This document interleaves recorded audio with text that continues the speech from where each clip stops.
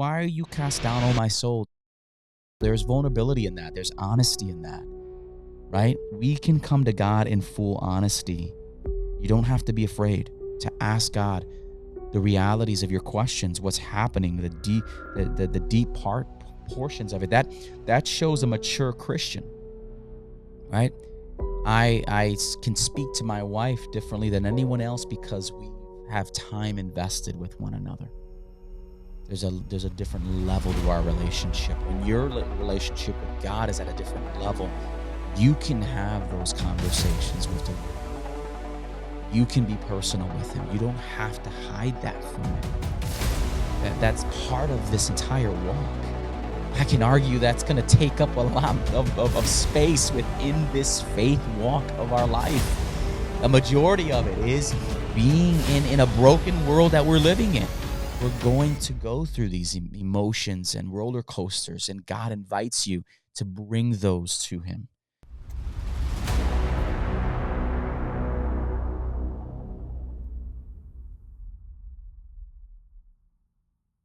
Welcome to the Post Sunday Podcast, a space where Sunday's message doesn't end, it continues.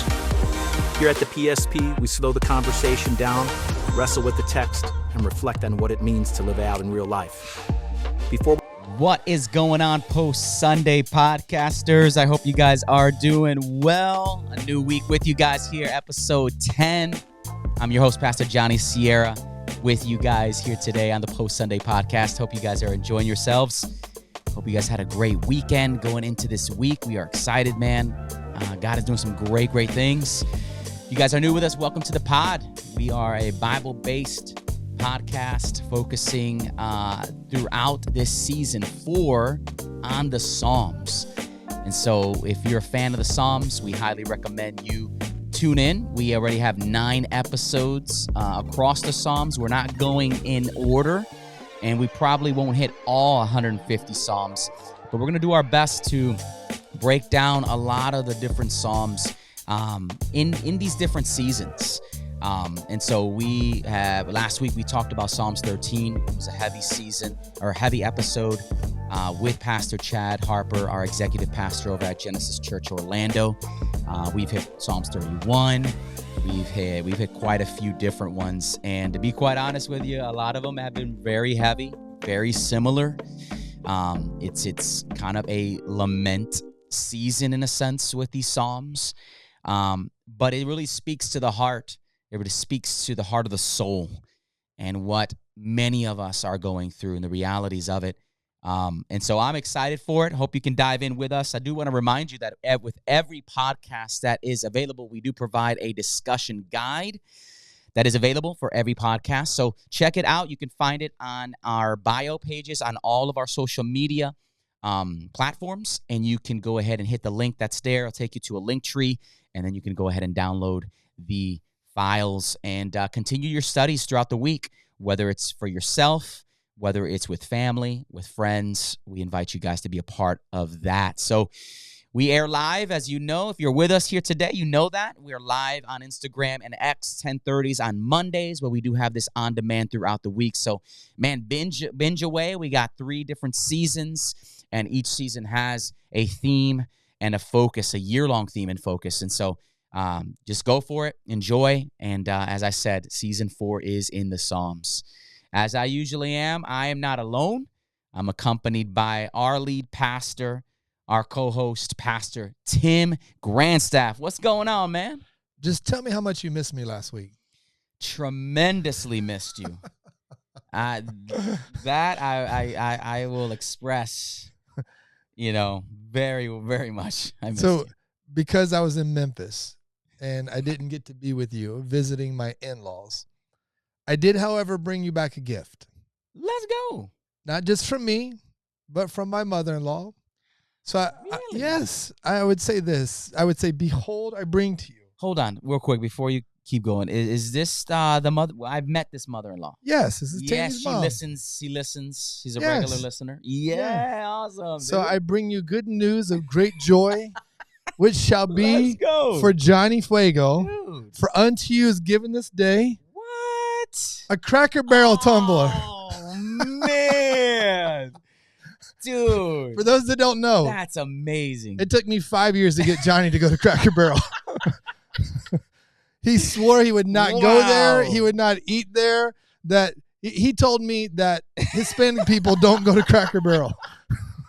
So, on behalf of my mother-in-law and me, dude, I have officially been inaugurated. You into now the Cracker Barrel family. Let me tell you something. Yo, this is amazing. All of our Post Sunday podcasters that have been with us for almost 4 seasons. Yeah, well, we're allowed to do this with them, right? Yeah. So, show your Cracker Barrel mug. Check that out. Johnny not only has not been to Cracker Barrel, and that was my lifelong goal. What? After I finally got him there, he called it Crackle Barrel.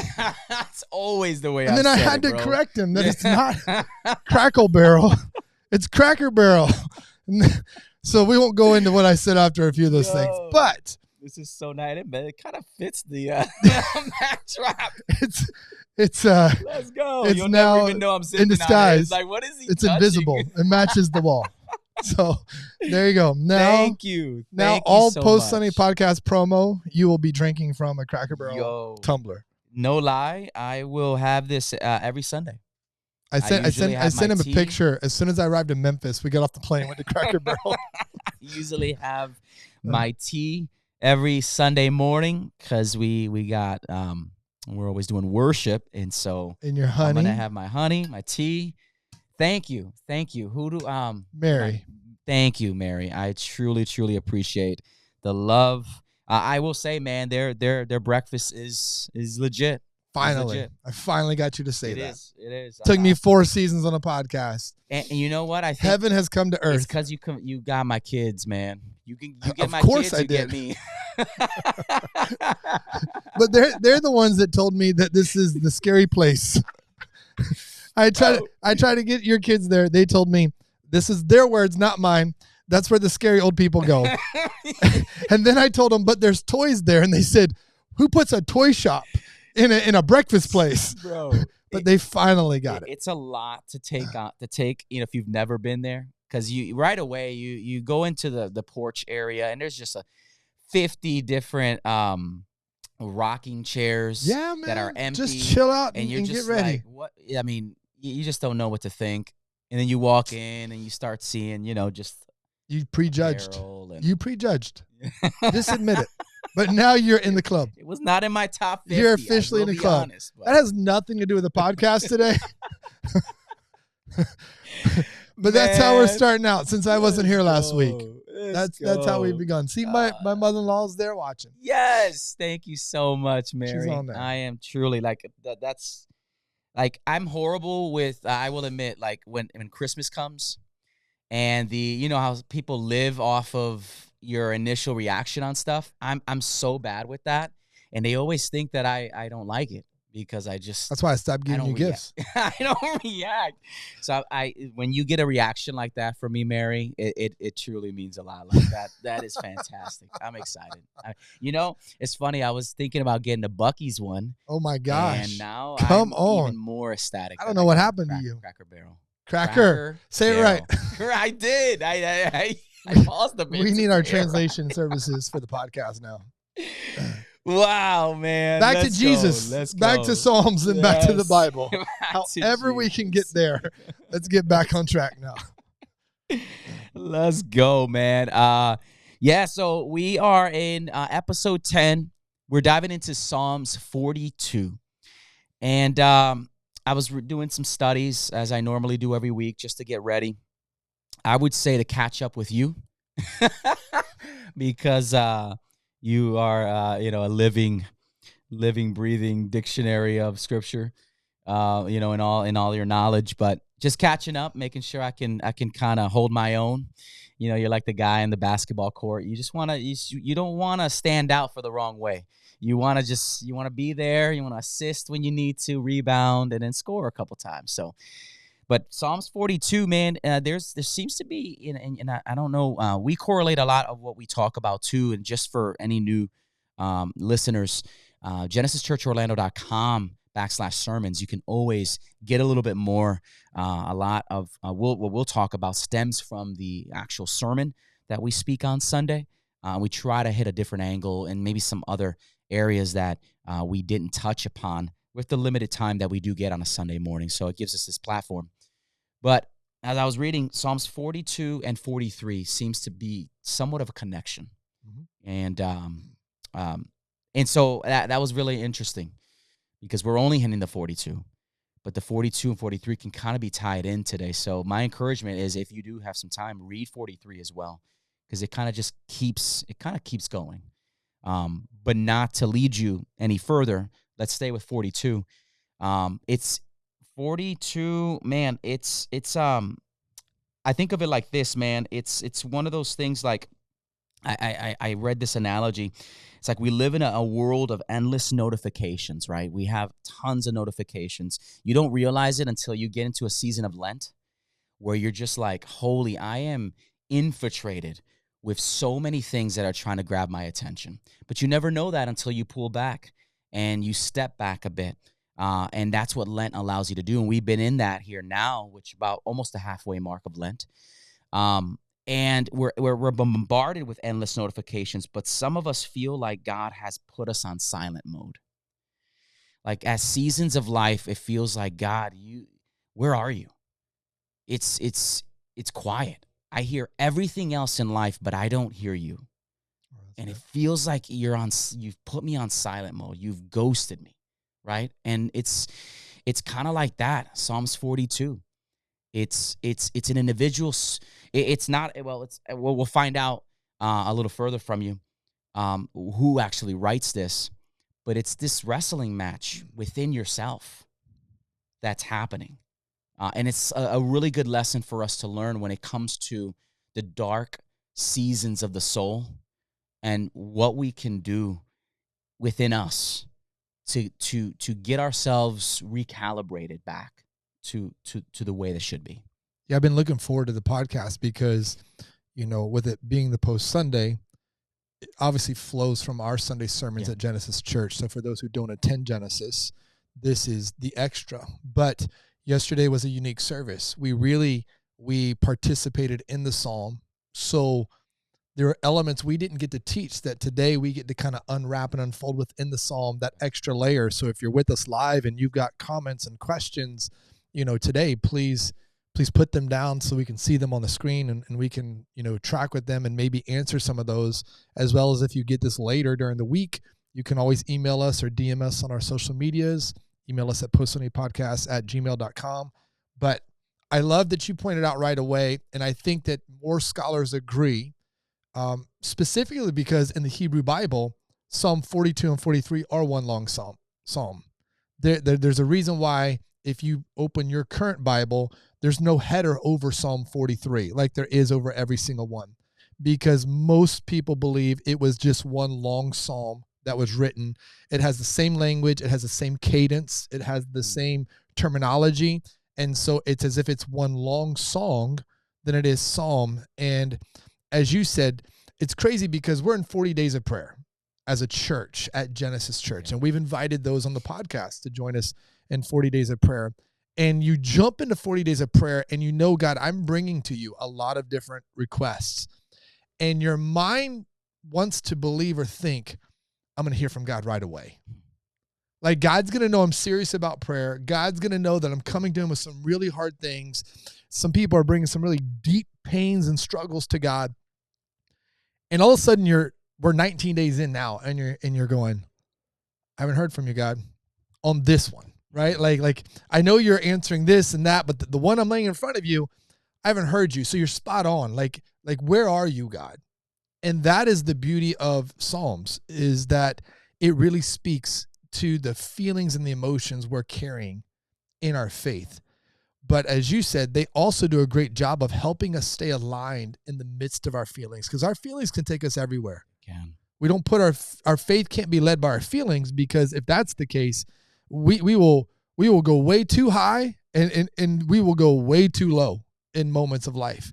And what you will find and what you will see, and especially today, is the beauty of, as you said, some really deep pain. Yeah. At the same time, some very spiritually mature realignment in the midst of it. And I think the beauty of this psalm is really right off the bat. We didn't get to talk about this yesterday, but I think it is literally in the subheading that most people would jump past, because it says that this is a malice of the sons of Korah. Now, the word malice means a wise song. So this is a wise song. We said the Psalms are beautiful because you can read them, you can pray them, and you can sing them. They come to life if you allow them to. But it says from the sons of Korah. Now, just a really quick study would tell you that the sons of Korah during this moment are the worship leaders of Israel. They're the men who are leading in song. They're the men that are playing instruments through the musicians for worship at the temple, for festival celebrations. This is what they do. Study would say they're not near the temple. They think that they're somewhere north, and I think we'll see today one of the verses actually gives you that perspective. And then some believe that the presence of God, the Ark of the Covenant, this was maybe during a time when it had been taken from Israel. And so because of the laws and the instructions given to the nation of Israel, they can't worship the way they really want to because the presence of God, the Ark, is not actually in their midst. But here's the cool part to me. You would say, who are the sons of Korah? To understand that, you have to go all the way back to the story of Moses. And in Numbers chapter 16, you get the story of Korah. So this is generations later. These are the sons of this human being who, along with a few other men, they rose up against Moses and Aaron, and they're jealous. And they're like, hey, who gave you authority to be holy and lead over all of us, all of Israel? We're tired of you two getting to call all the shots, because that's what people do. We have pride issues, right? And we are jealous of leaders and authority and positions and titles. And so they get 250, it says, chief leaders to rise up against Moses and Aaron. So Moses comes to them and he's like, okay, here's the deal. Meet us tomorrow. And then we're going to take 250, lamps and burn oil in them. And God's going to let us know who he has set apart and who he hasn't. By the end of the story, obviously Moses and Aaron are standing. God says, get away from them. Set yourselves apart, because I'm going to open up the ground and I'm going to swallow them. They're gone. I'm going to take them away because of the rebellion that they have done against the leaders I have put in place. It's a crazy story if you just go back and read it. The beauty at the very beginning of this psalm, and I think someone might need to hear this just right off the bat. This is like the sidebar deep dive that we usually come at the end with that sets up the whole psalm, is that the sons of Korah are the worship leaders of Israel. What it tells you right away is that God can redeem anybody, and he can redeem any story, and he can redeem any family lineage. There are a lot of people that think that they're cursed through their family history, or that their sins are somehow going to affect their children and their grandchildren's life. And here's someone who he rose up against Moses. God took him off this earth, and yet generations later, his sons are the leaders of worship and praise for the nation of Israel. God right away is letting you know, I can take anything and I can redeem it and I can restore it and I can use it again. Wow. So if you're watching today and you're like, or you're into this and you're going, man, what's this psalm about? Know right off the bat, these are the people who wrote the psalm that we're about to read. They're people who their story, if they were to tell it, are like, yeah, and I forget how many generations, but let's just say your great-grandfather. Your great-grandfather rose up against Moses, and God took him away. But God somehow redeemed us, and we get to lead the nation of Israel in worship. Like it's beautiful, and it's powerful. And for the person that's thinking, but my past, I think is going to affect my kids and grandkids. No, God's in charge of all of that. Let him have it. Let's go, man.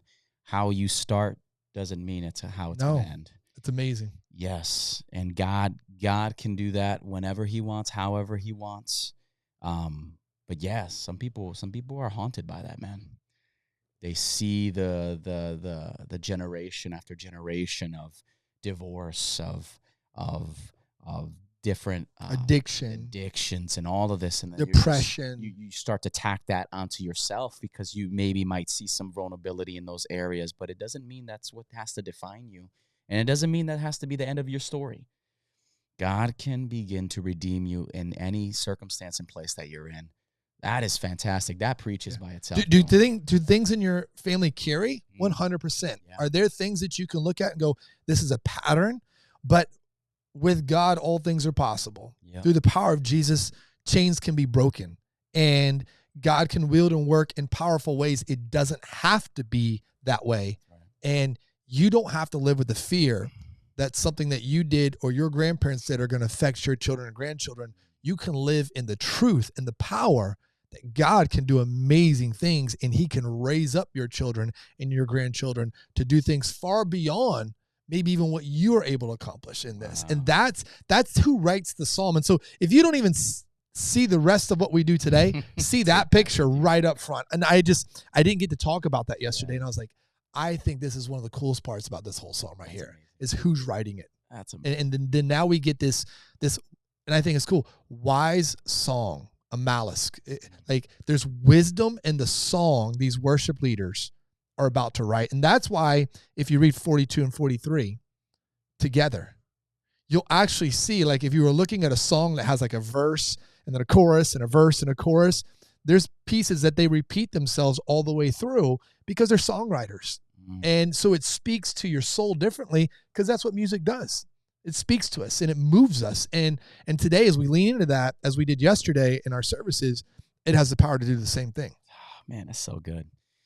That's really good. I love what and I reference him a lot. He's just such a well-known theologian. But N.T. Wright, he says that often says lament is what happens when people who believe in the God of the Bible find themselves in a world gone wrong and refuse to stop talking to God about it.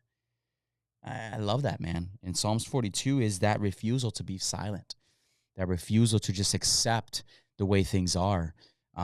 We're vocalizing this. We're getting it out in the air. We're not hiding it and just putting it in the back burner. All that will do is bring destruction. And so what do you do? What do you do when your emotions, right, and your theology don't match? When the emotional side of your life is just a full-on roller coaster, and a theology that's sustainable, that should be the foundation, they're just not matching. There's something there's something off, right? What happens then? What happens when you believe that God is good, but you feel abandoned? And that's the question that we all face, don't we? That we want God to rescue us immediately. We want prayers answered immediately. We want everything immediately in our time, in our space, the way that we think. What does that say about us? Are we, do we know, or do we have a good layout of how our life is going to be? You've mapped it out so well that you know it more than God? You know, that the creator of the universe doesn't know how to handle your life and doesn't really know how to work your situations, so you have to come in and interfere and do it yourself and have to find a remedy to that. And so 42 is really speaking to that. And he opens up with it in Psalms 42, 1 through 3. There's a desperate desire. There's a spiritual dry season happening in this individual's life, in this psalmist's life. Something that we all relate to very, very well. As the deer pants for the water brooks, so pants my soul for you, O God. My soul thirsts for God, the living God, right? This is desperation language, right? This is like, man, like I'm desperate. Are we in that position enough? Right? And when we are, and our souls are thirsty, do we know where to go? Or do we just hide? Do we just run away? Do we just block it away, numb it away? Right? What do we do when the spiritual dry seasons come in our life? Yeah, this is it sounds poetic because they're songwriters, but this is survival language. These are men who understand, first of all, if you start any verse with deer, as someone who loves the deer hunt, you got my attention. And I know that when you deer hunt, you are going to put your deer stand somewhere on a trail, on a pinch, where they're crossing not just from where they sleep to where they eat, but where they drink. Because every deer, just like a human being, has to have water to survive. It's a creek, it's a pond, it's a river, and you're looking for where they cross it, you're looking for where all their tracks lead to it, because they have to come here every day. Just like we have to have water every day. We have to have our liquids every day. And as this verse starts out, as these writers of worship begin this wise song, they are using language, survival language, that everyone else reading it in the moment would have known. It's the kind of language that we read nowadays, and we're like, that sounds great. Like it fits on a Hallmark card, right? As the deer panteth for the water. There's a old song, you can sing it and all that. But in the original language, I love the fact that if you were to study it, you would hear and see that it is panteth and brayeth. And you go, well, why would I want to know the difference? Because it's feminine and masculine. We have this picture of like this doe down by, a nice valley of flowers and fields down by the river. But as a hunter, like I think of like a buck coming in, big old rack of antlers, and he's all alone, and he's been out and he's moving differently, and now he's coming down to get his water because of where he's got to go for the rest of the day. Like that's the word brayeth. And so it brings everyone into the moment. That's good. Not just one side of the party. Wow. And it asks the question, as you just said, as a deer daily needs water to survive, am I aware that my soul needs God that way? These guys can't worship by location. They're probably north of Jerusalem, possibly because the presence of God is not in Jerusalem, the Ark of the Covenant. And so now they're aching. They're longing for the presence of God. They're longing to do what they do best. They're created to worship. They're gifted in playing instruments. They're used to daily celebrating at the temple and in song and at the festivals. And this can't happen. And so there's this aching in their soul for that space again. And for many of us, we have to get ourselves to that place. And we have to recognize that we want to be in that place. I want to be in a place where daily my soul longs for God the same way my body thirsts for water. As I was saying yesterday, in our 40 days of prayer on our Wednesday fast that we're doing, we're doing 24-hour food and liquids. And I was telling my kids, I was like, at the end on Wednesday nights when the sun goes down, my kids, this is the first time they're really doing like a full 24 hours, no food, no water in their lives. And they're hungry. Like everybody's texting pictures of where we're eating, what we got, like what we're loading up on.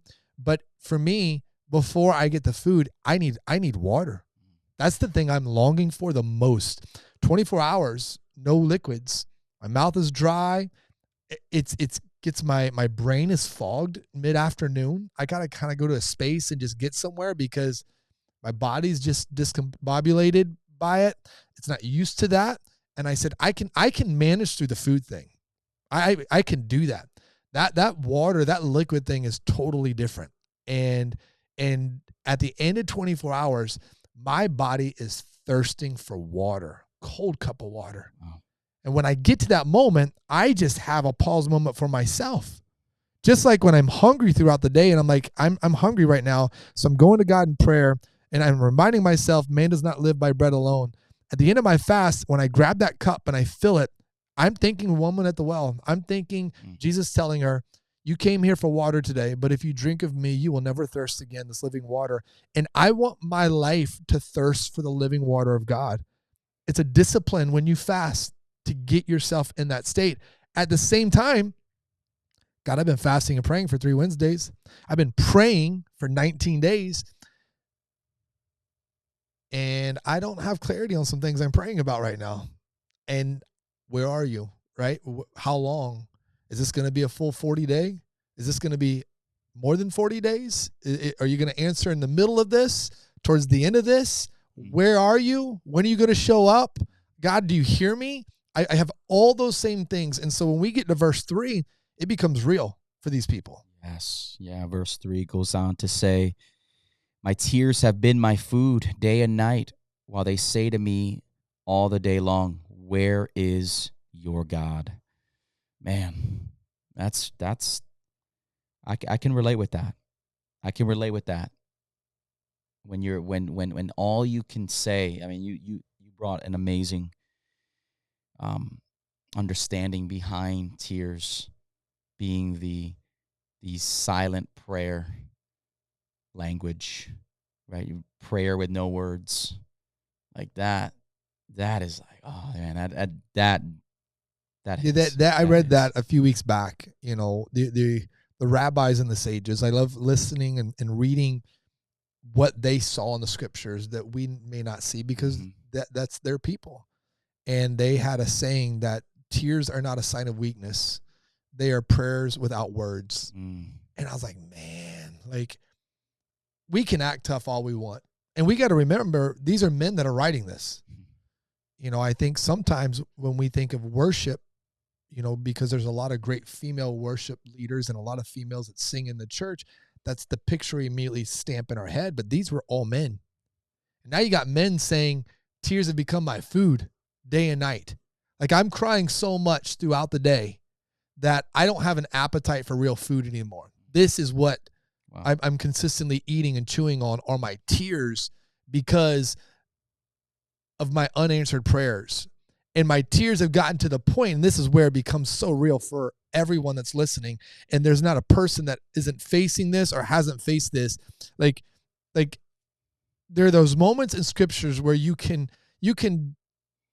push aside any thought that this doesn't relate to me at all. Because when they write, my tears are asking me, where's your God? You're like, man, we've all been there, and we are there. We're crying over some things that haven't been answered, and the doubt that creeps up and the voice in your ears, like, where's your God? Is he answering? Is he listening? Does he care? And the beauty of what we see in scriptures are that God hears the cries of his people. That means no tears are wasted. And we've all shed tears over things in our lives that have hurt us, that have literally rearranged our life and our lifestyles, that have changed the dynamic of our homes and our marriages, in our families, our finances.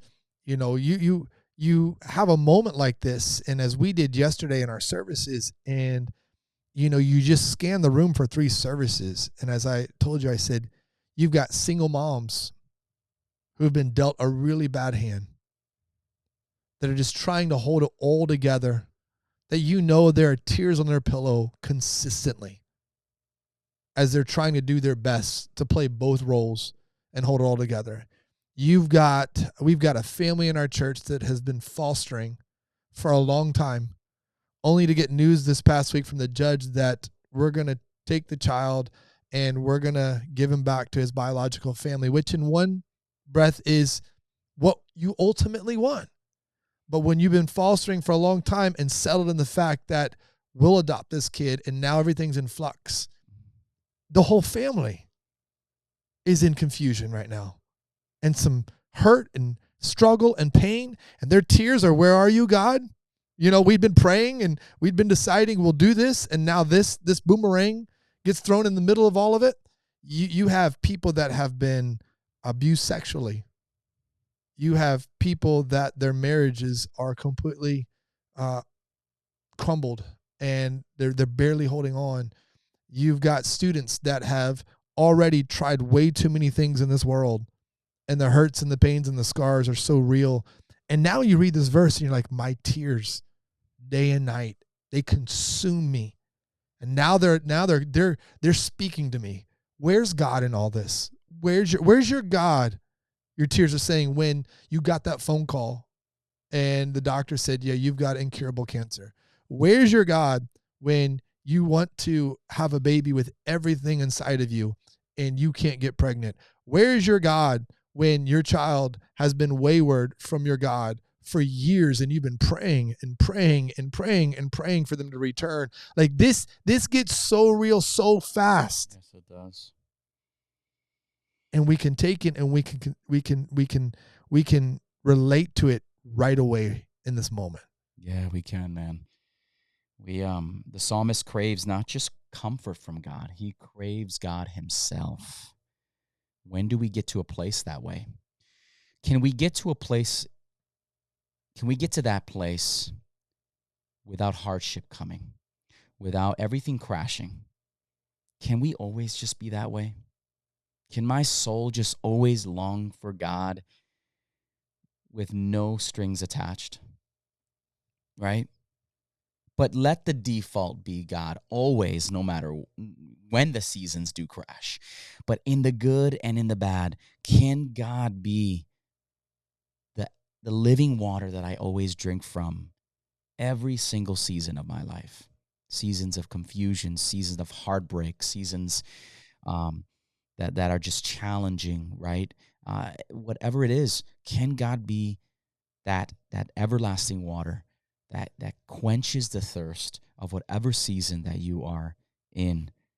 And so I love that. The psalmist is not wanting just comfort. He wants God himself. How desperate are you to have God for yourself? And so where do you run to when your soul is thirsty? Where do you That's run a good to? question. Do you run to God, or do you run to things that are distracting you, trying to numb away the pain, numb away the circumstance, brush it aside for it to just come? And it's a wound that you're trying to put a Band-Aid on that's gushing and bleeding, and you're trying to just suppress it with something that's temporary, but it won't hold it. That's a great question. Yeah, and I didn't know you were going to ask that. And I would pose it this way: you want to take a wise song, and you want to glean as much wisdom as you can from it, so that you can walk wiser in life. Mm-hmm. As a father, as a husband, as a grandfather, as a mom, as a wife, as a grandmother, as a business leader, as a student, whatever it may be. Learning wisdom to discern the difference between what my flesh thirsts for and what I want my soul to thirst for. Right? Like when you think about it, like my flesh thirsts for this, as you said, a substance, affirmation in a relationship. For people, it can be alcohol, it can be drugs, it can be pornography, it can be you can run the list. My flesh thirsts for these things, and as you said, I run to these things and fill my time with it. But my soul is still always broken. My soul is longing for something more that none of that ever fills.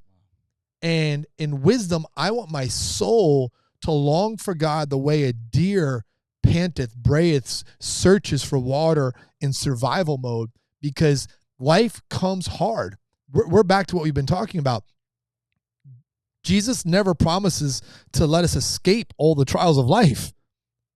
So we have to know where to go in the hardest, darkest moments of our life, or we're going to get tossed around and beat up, and we're going to be left somewhere in a gutter, somewhere just down in the dirt that we don't want to be. And now you have this moment where when your tears are asking you, where's your God? You can lean into that doubt so far, it can take you to the places your flesh thirsts for. Or you can see the wisdom in this psalm of how to realign myself, recalibrate myself, so that I don't get tossed all around. I'm going to get banged up. I'm going to get hit to the left. I'm going to get hit to the right. But I'm not going to get knocked down all the time by everything that comes my way, because I'm going to learn how to navigate it differently. And when you do that and you change that perspective, now you get to discern the things in my life I need, the things in my life I don't need, the things in my life God wants me to experience, the things in my life God did not intend me to experience. One of the beauties of 40 days of prayer in our Lent season is that we also give up stuff. So our high school students, many of them, have given up social media. So I found out and I said, hey, you guys are going to do this? And a lot of our high school leaders, I'm in with you. You do it. I want you to know Pastor Tim is in with you. Over the last 19 days, my wife would laugh. I've started building. I ripped down the back deck walls, rebuilding. Like he loves this version of you. I got more time than I realized. It's facts, bro. Right? Just social media in your life, the distraction. Driving down the road, not having social media at your disposal. The amount of prayer time and the amount of time of worship in my truck when no one's in it, where I would have grabbed my phone and tried to scroll to something to see or watch whatever, that just is pointless or just not necessary. All of a sudden, I'm sitting around going, I got a lot more time. You do. And I'm more present. I'm watching shows with my youngest, and I'm in the moment with her. I'm not over here watching something else while she's watching this, but we're supposed to be watching it together. Like, it changes the ball game. My flesh thirsts for it. My flesh wants to go to it, but my soul is craving actually all the other things. So now I'm like, I got time. I'm going to go out and build. I'm going to go do something. I don't know what to do right now because I would have just wasted the next hour away. Wow. Doom scrolling. Yeah. I don't want that in my life. So this isn't just a 40-day thing. This is like, God, teach me. Yeah. Show me through this season. Type of so true. I'm glad you brought that up, man, because one thing Lent has done is allow me to step back. And it's like, it's weird. I don't know how to describe it, but you're stepping back to see kind of what your flesh is wanting to do and where it gravitates to most. And now you start to see where your urges and desires want to go. And in Lent, as you are reflecting and stepping back, you can kind of pump the brakes on that urge, right? But when I'm not in that mindset, I'm just flowing right with it. But like, not just Lent, I mean, just in a season, wherever you're in, of awareness, right? That I'm pulling back, pumping the brakes on this stuff. You get to really see where your hands, where your cravings are. And like you said, man, it's opened up so much time, so much presence. It is opened up a lot of things that I'm just like, wow, this is great. It lets me become aware. I get to study my tendencies. I get to see where my vulnerabilities are. I get to make an assessment of what is occupying the most space. I had this conversation with my kids about distractions last night as one of our devotionals, and I said we talked about it in the form of treasures, but where is your treasure? Where does that lie? Because that's where you're making the most investments in your life. That's where you're depositing a lot. And so where do we have to stop depositing so that we can deposit somewhere else? Yeah, when you're a day of fasting, first of all, is biblical. It's a biblical discipline that every believer should experience. Now, I know some can't because of health reasons, and God knows that. So it's not a guilt or shame thing. Totally. But when you spend 24 hours and you've eliminated all social media, all meals, to see who you really are, like your brain starts going, "What'd I do today? What'd I do?" Like, God, I'm spending more time in prayer and reading than in any other day of the week. But now there's gaps, right? Like, and for myself, I don't like, well, I want to go home, then I'll just watch 2 or 3 hours of TV real quick so that the fast ends quicker. Like, no, I don't want my mind to go in any other places right now. So this day is dedicated to God. Yeah. However, we're human. You're like, God, I've spent 3 hours this morning with you. Like, I got to go get some work done. And then usually we're at a lunch meeting or something. Yeah. Now I'm not going to lunch. So now I'm going to come back out. Man, like your brain is it's so abnormal now to your normal lifestyle that you're reassessing that as I was talking with my oldest son, the fear becomes that 21 days from now. Now, let me clarify this. I know it's a little bit more than 40 days because in Lent, Sundays don't count. Yeah. So it's actually like 45. Wow. But in a 40-day window, 21 days from now, if I unlock my phone and just go back to my previous, Lent's over, that now I can go back to social media and check it all out, it'll hit you back. It was a checklist. And I know it's not on the same level. I don't want to demean someone who's struggling. Totally. But it is like an alcoholic or a drug addict that has been sober, that has been off of it, and a few months later they take that drink or they take that hit, and then it's like it just crashes them right back to where they once were. So true. God, I don't want that. Yeah. I don't want to get done and true. everything that my flesh was craving and that I was giving you that space, I just unend it because Lent season is over. No, change me and make me different at the end of these 40 days. Yeah. How can these habits and rhythms stick to my life on a consistent basis? Yes. How can I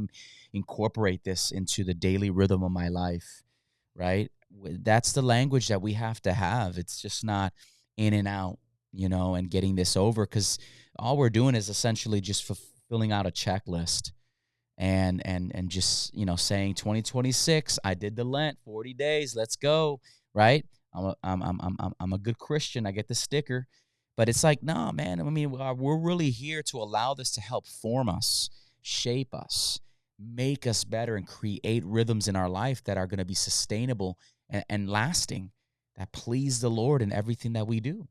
And so that's essentially the mindset we have to have behind this. But to continue, man, he goes on in verse 5. I love this. Why are you cast down, O my soul, and why are you in turmoil within me? These are questions the psalmist is asking himself. Yes. I love that. Sometimes you got to speak to yourself. You can't let the circumstances speak for you. You got to speak to yourself. The truth that has been planted inside of your life. Martin Lloyd-Jones, he said this off of a book he wrote, Spiritual Depression. He said on this verse, you have to take yourself in hand. You have to address yourself. You have to preach to yourself. You have to question yourself. You got to get to a place that you're just like, man, I have to hold myself accountable. How do I do that? The psalmist is doing that. Why are you cast down, O my soul? What does he go on to say after that? Hope in God. The same psalmist that is questioning himself is the one that is like, just, when you shake something off and he's just like, what was I even thinking? He goes on to say, hope in God, for I shall again praise him, my salvation and my God. Right? So there's a moment of like, this is really getting to me. This is hard. Yes. But question yourself. Ask the question to yourself. Don't let the circumstances tell you how you should react. You take a stance towards it. But then that allows you to recalibrate and say, but yet, my God, I have hope in him. Yeah, my counselor would always affirm this. Your perspective becomes your truth. So change your perspective. Right? Because everyone's perspective is their truth. That's what they've believed because that's the angle they see it at. Right. So see it from a new angle. And if you were to back up one verse, and I just want to attach it to verse 5, the psalmist writes, I remember when. And there's that, like you said, how long do I stay here? All of a sudden, he quickly aligns himself. If I want to get out of the place that I'm in, if I want to get out of this emotion, this feeling of these tears that are questioning, where's your God? The best way to begin is to remember when God did work, when God was good, when I've experienced God, when I've encountered him, when he did answer a prayer, all those things, because the enemy will just keep you trapped in the moment. That's right.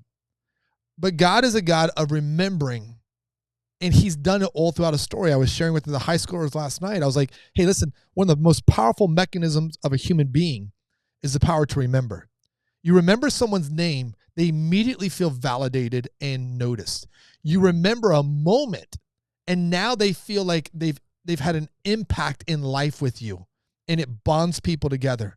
So God told the nation of Israel, remember, I was in Exodus 13 last night with our high school students, and the nation of Israel has just come out of Egypt. Like, this is like day one.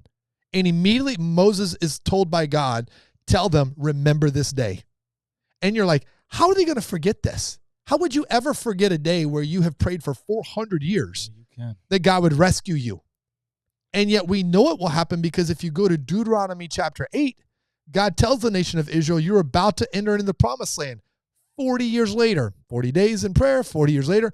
And he says, when you get to that place that I'm giving you, and you have houses you haven't built, and cattle you didn't raise, and land you did not own yourself that I give to you, remember the Lord your God, because you will say, by my might, by my strength has this been done.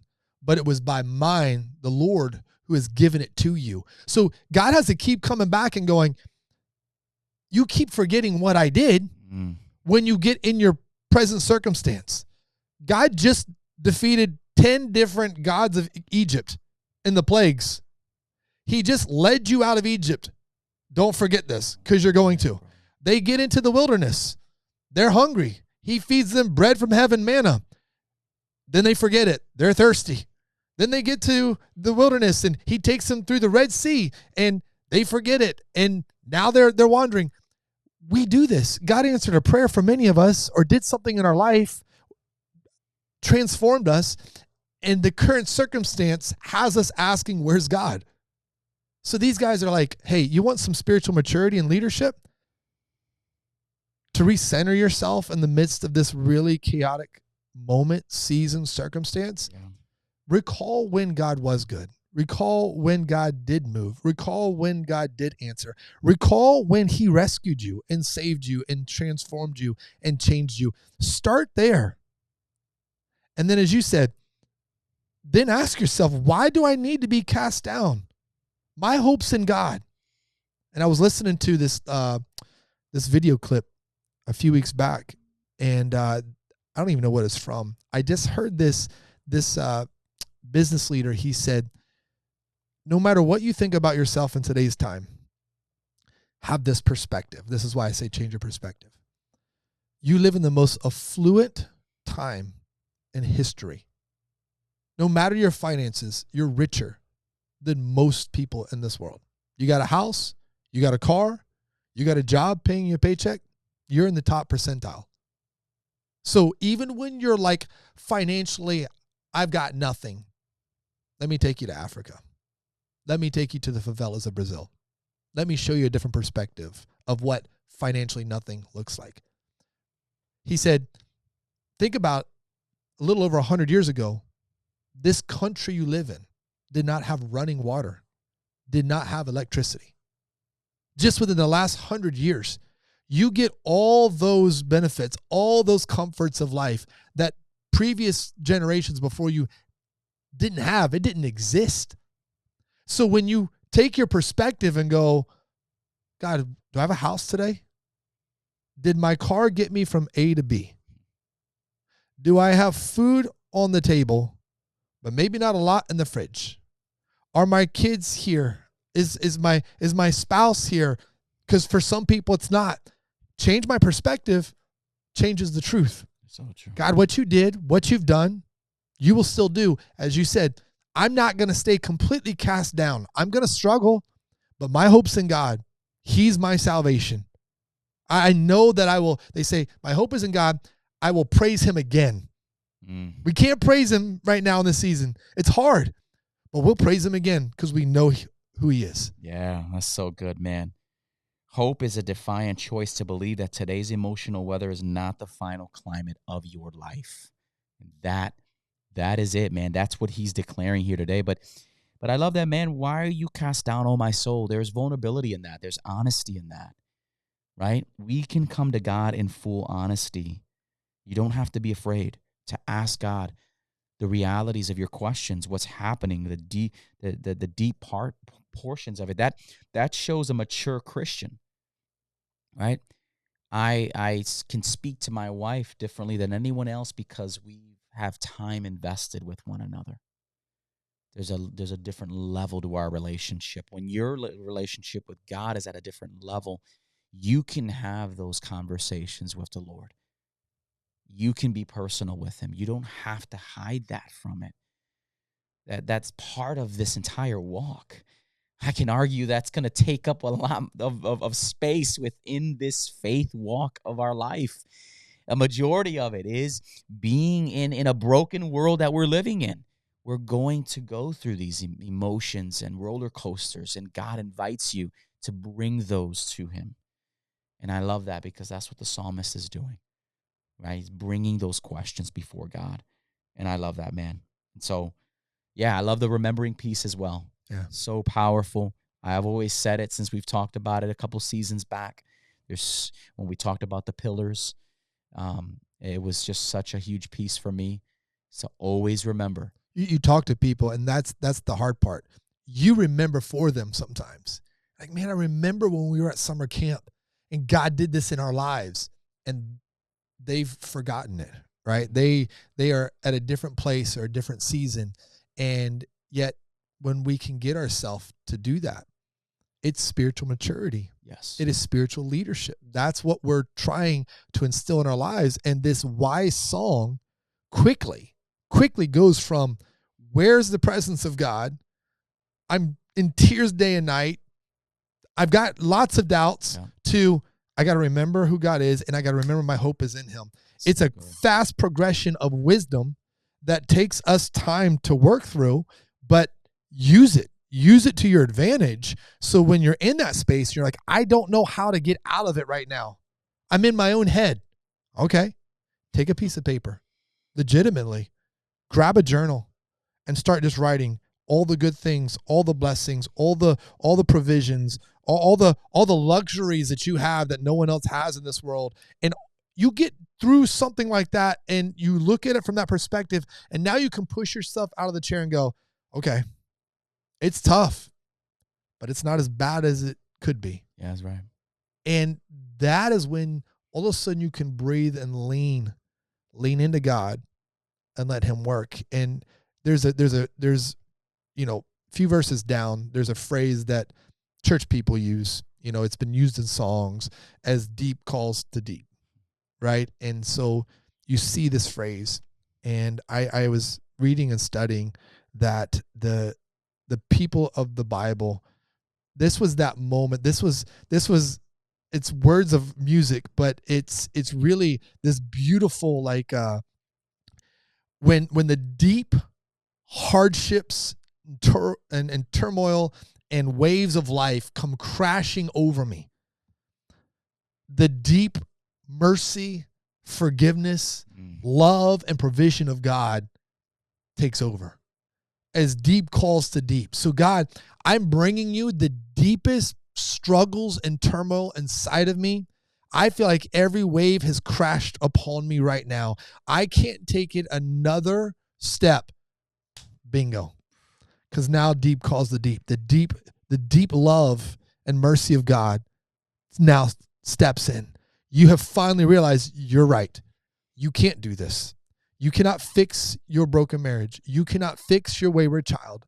You cannot break free from your addiction. You cannot stop yourself from scrolling on the sites that you don't want to, because your flesh is going to take you and justify all of it. But when your soul thirsts for God, and you come to him and deep calls to deep, you now allow God to take over, and you surrender in that, and he picks you up out of it. Now you're pinging. Now you're in other Psalms. Now you're David saying, God, when my feet are in the miry clay and I'm stuck in the muck of life, you come along and you pick me up and you set me on a solid ground. Like, they just start rolling. Now I've tasted and seen that the Lord is good. Hey, lift up your gatehead, lift up your gaze, and see the King of Glory is coming through. Like, now they all just roll and they flow, and you go, man, the way I started, the way I felt at the beginning of this is not the way I'm leaving in this moment, because my hope is in God.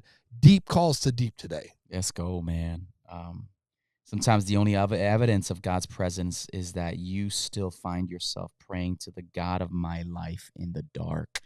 That's verse 8 coming out of that piece that you said in verse 7, right? And you can see that. By day the Lord commands his steadfast love, and at night his song is within me, a prayer to the God of my life, right? I'm reading this, and man, I'm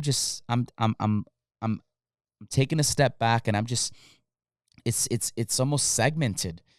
It feels to me like there's this almost like pauses within this, because here he is, here the psalmist is writing a certain section, then he comes to a resolution, and then he comes back to it again with another tough moment, and then he finds another, comes to another conclusion. And so there's this kind of like back and forth. There's a lot of tension happening within this, and the same verbiage is in 43. But to me, it doesn't feel like this is just one single season. It feels to me like this is a prolonged season. There's moments of downward moments and then upward moments, and then again I'm going back down. There's again I felt like this is happening, and so there's a lot of emotion happening, but that is the life we're living, right? But So the progression you're saying is, it's not a season, it's life. yes, Right? yes, It's what it is. yes, It's life. yes, And we can, I think, lean into this a little bit differently, because for some people, David is a mighty hero of the faith in some ways. And so for some people, David's, unobtainable. He's the man after God's own heart that God selected to be king of Israel. Amen. But now you get just the worship leader, the musician, who's speaking just in everyday terminology. Hey, I'm a man. And you know what? Today, my tears have got me questioning, where's your God? But I've learned to recenter myself on the hope of him. And then he comes back and he says, God, why have you forgotten me? Why do I go on mourning? The deadly wound in my bones, and they're asking me, where's your God? And then what does he do again? And that's why you see the song, like it's the verse, it's the chorus, my hope's in God.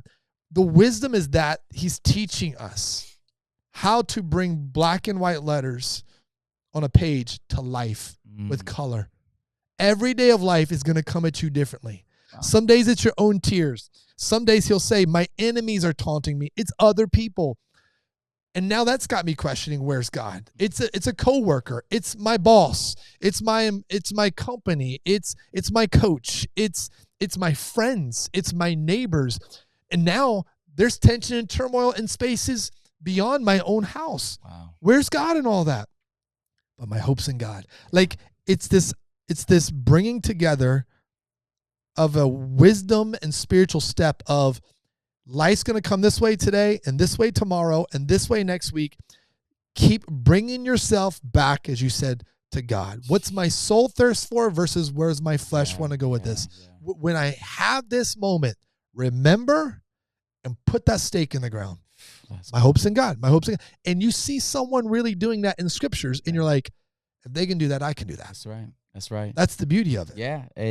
We're so desperate for resolution that we don't sit in seasons and learn from it. Mm-hmm. And we just want to get to the end. We just want to see the result. We want the final pieces, and our culture teaches us that. Get what you got to get right away. You need to see the final result. You need to see this. In the kingdom of God, it's a continuation. It's evolving. It's growing in the season. It's, take the illustration of plant life. A lot of what happens is underground, not seen. But then when it picks up and takes form, it still continues, and still life is continuing. Like, don't get so desperate for the final result in your life that you miss what the season is trying to teach you, is trying to create in you, and what God's ultimately trying to use it for, his glory in your life. I've been strategically using my fast days to go to spaces and places throughout the city that over the last 30 years. Think about that. Because I started working here in college at an internship and then visiting before I ever moved here. And then starting Genesis 16 years ago, where I was having dry seasons and I went to spaces to hear from God. And I'm using it to retrace those moments where I know I was at a hard place, but God, you showed up. And so I need you to do that again, right? Because I've got to remind myself of when I was there, because I still feel like I'm there often. And if I don't do that, then I don't center myself on, you've always led the way. You've always been there. You've always provided. It may not be exactly what I asked for. And I think that's the point we have to get to. God, we can say this all the time, but God doesn't exist to give us everything that we ask for. Yeah. God exists so that we exist so that we can bring God glory. So however he chooses to answer the prayer, the ultimate ending is that he gets glory for it, whether I like the direction or not. I mean, I understand the moment or not. One of the, and I'll end with this. One of the craziest things that I've learned over the last month has come from taking care of my dog. And I never thought I would say that. My dog almost got paralyzed a few weeks back. It's okay now. But to get it to the point of being healthy, we have had to contain this dog practically in its crate for 4 weeks. And one night I was just frustrated. I got to get the dog outside real quick so it can use the bathroom so that we can all go to bed. And I have to get down, pick this dog up, carry it outside, put it in the grass because we don't want it running right now and all that stuff because it could cause damage. And it's a bulldog. Try keeping a bulldog contained for 4 weeks, right? French bulldog. And I'm carrying this dog out. And it's as crazy as it can be. All of a sudden, God, I'm thinking, this dog has no idea why I'm keeping it contained. It's hating life this way. But if I don't keep it in this box, it could hurt itself forever. And God's like, yep, listen to what you just said. Sometimes I've got you in a box and you don't know why. And you feel like you're trapped in a box. But I'm doing it so that you don't hurt yourself. And I'm like, did I just learn a lesson from my dog? Wow. But it was just that moment where God's like, don't pray that I'll just answer it the way that you want. You pray that I'll answer it the way you need it to be. And know that I know what it takes to protect you and to guide you and to make sure that you're healthy when all of this is done. You just don't see that right now. And you're just like this dog. And I'm like, I didn't even know I'd tell that story actually, because I was like, wow. I don't know if I want to tell a dog story. Fantastic. That's what happened. And I went to my journal and I just journaled that whole story. And I was like, if you can use sheep in the Bible and you can use donkeys in the Bible and you can use whatever, if you use my dog to teach me a big lesson during these 40 days, so be it. Let's go. Wow. Props to Nike. That's the dog's name, by the way. Man. Wow, what a way to close it out. There is a lot here, guys, even further. We haven't dived in. There's a few more verses tying into this, but I want to close it out with just a challenge, as we usually do. Yeah. I want to challenge you guys through 4 things to do this week. Name your thirst. What is it that you are thirsty for? Read Psalms 42 slowly and tell God, this is what my soul thirsts for. Don't restrict. Don't hide. Don't just pull the curtain back. Be honest with the Lord about that. And then second is to practice. Preach to your soul, right? Memorize Psalms 42:5 or even 42:11. And whenever that anxiety or spiritual heaviness begins to hit, you start to speak and you say, why are you cast down, O my soul? Hope in God, for I shall yet praise him, right? Then 3 is reconnect with the people of God, right? Continue, congregate, be a part of a community, be a part of a small group, be a part of somewhere with other believers that can help build you, build and just help you walk through this season of your life. And then lastly is end with hope in Christ, right? Why have the psalmist writes, "Why have you forgot me?" And so, "Where are you, God?" is not the final word, because of his resurrection, we can say, the psalmist, that even through our tears, I shall yet praise him, my Savior, my God. End with hope in Christ. Believe that he is your God. He is your everlasting Father. He loves you. And so I want to leave you with those 4 practices this week for you to take with you, for you to be able to utilize throughout your week and let it bless your life. We hope that today's episode was a good one for you. It has definitely blessed us. It's heavy.